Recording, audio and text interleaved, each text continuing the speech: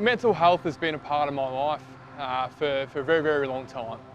I played AFL football. I spent 4 years at the Carlton Football Club, and I was the fifth player in my family to play league footy. And everyone before me all played over 100 games, and I was lucky enough to get the opportunity to pull on the jumper for the Carlton Football Club. And 2 years into my career is when I started experiencing serious symptomatic issues with depression. And at the time, as at the age of 19, it was just frustrating. It was confusing. I was angry. I didn't understand why I was going through what I was going through. And towards the end of that year, I just had a bit of a meltdown. And actually, I quit AFL football and I went back home to the farm and sat around with mum and dad for the first time and had a conversation with them with what was going on in my life. And I couldn't get out of bed. And I had no idea why that was even the case. I'm an AFL player, good money, just built a house. Everything in my life was ticking boxes, and I just couldn't understand why I was going through this turmoil emotionally. And to have that first opportunity to talk to mum and dad, went back to the football club, and that's where I was diagnosed with depression, clinical depression, anxiety-driven depression. And as a young man, I was good because I had a title and I understood it a little bit, but I didn't ask enough questions about it. I didn't really want to learn about it. My decision is that, well, I can pop one of these pills every day and I can get on with becoming a footballer. And when that wasn't actually working as quick as I thought it should, I thought it was just a load of crap. And I got on with trying to become a footballer, and I focused too much on that. And when my career had come to an end, it hit me really hard. And I thought I was a failure to everyone in my life, including my family, friends.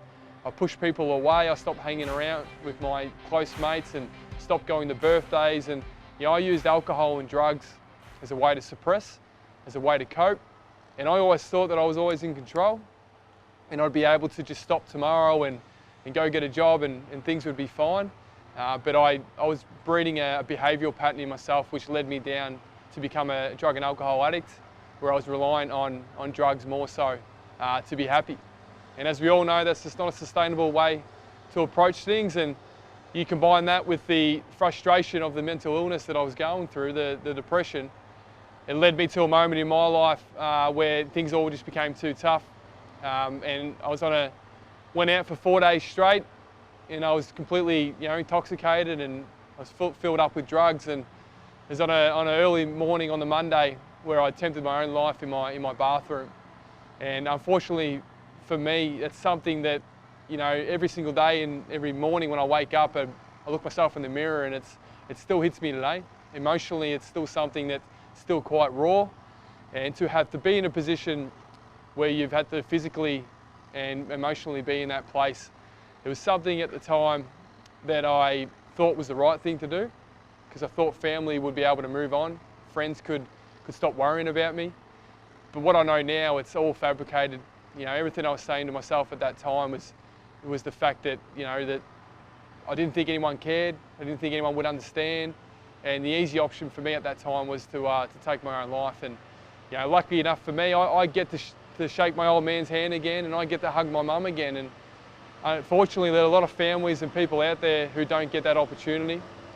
So I spent time in rehab, rebuilt my life, and off the back of that, I got asked an important question one day, and that was, what do you want to do the rest of your life, Jake? And I worked with psychiatry and drug and alcohol support, and spent about 3-4 months defining what that actually meant, who I was as a young man again. And then I identified that sport is once again the platform that's created a lot of opportunities for me, but it's also a platform where I had seen examples of other young men, especially in local community sport, that have gone through the same challenges that I had previously gone through. And what I'd found out pretty quickly, that there was nothing actually available for them as players, as these clubs, that they could actually reach out to and get some support. And that's where the locker room, the welfare and education program as it is today, that's how it started.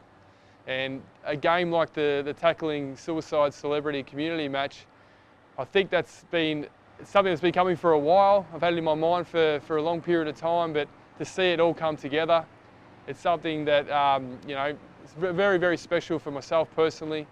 But to see the community get behind it is also extremely important as well, because it is a big issue, and we all know that.